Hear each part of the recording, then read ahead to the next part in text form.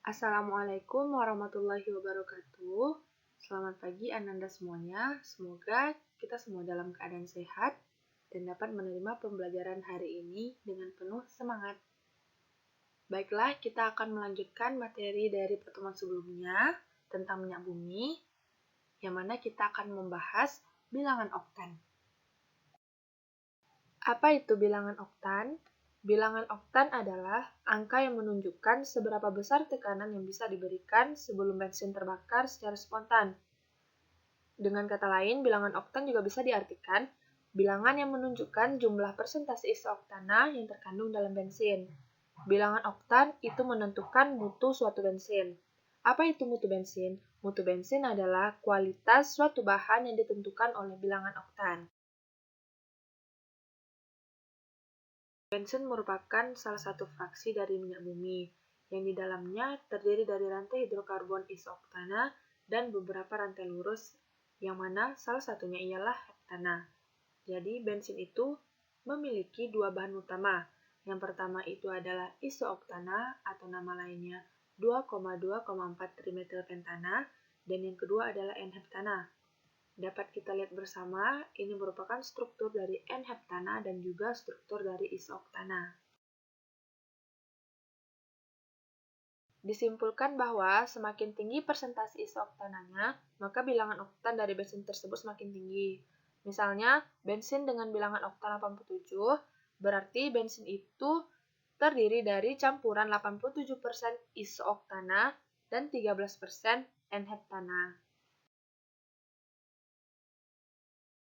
Berikut adalah contoh soal dari bilangan oktan.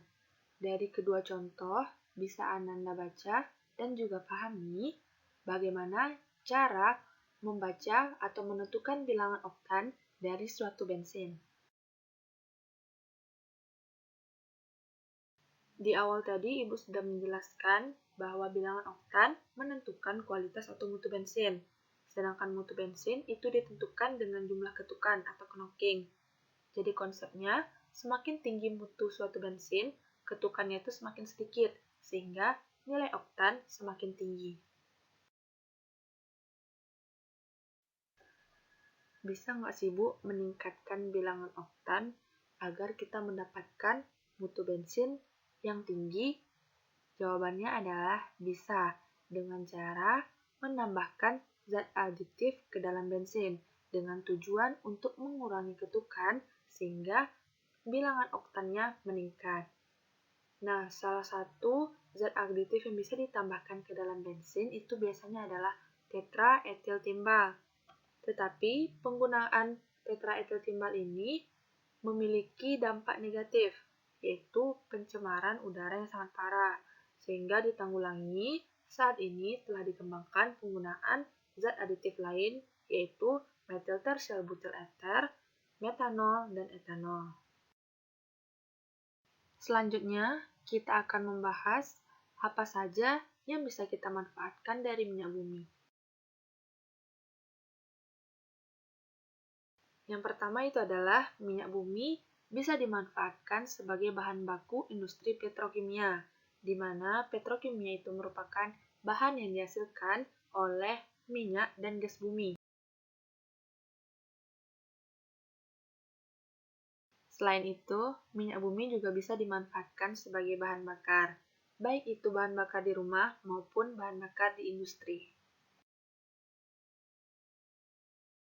Dan masih banyak manfaat dari minyak bumi yang bisa kita gunakan. Misalnya seperti aspal, gas alam, solar, kerosin, pelumas, dan lilin. Dan masih banyak lagi manfaat dari minyak bumi.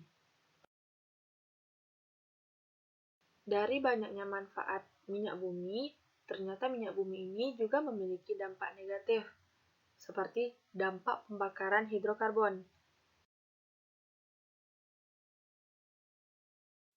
Yang pertama itu adalah efek rumah kaca. Efek rumah kaca ini disebabkan oleh naiknya konsentrasi gas karbon dioksida di atmosfer karena pembakaran bahan bakar yang secara berlebihan sehingga suhu panas bumi itu meningkat.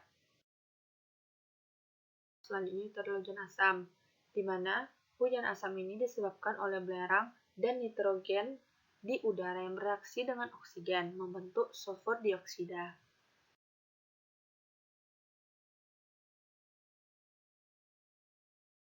Dampak selanjutnya itu ada pencemaran udara dan kerusakan air dan tanah. Masih banyak lagi dampak negatif dari minyak bumi.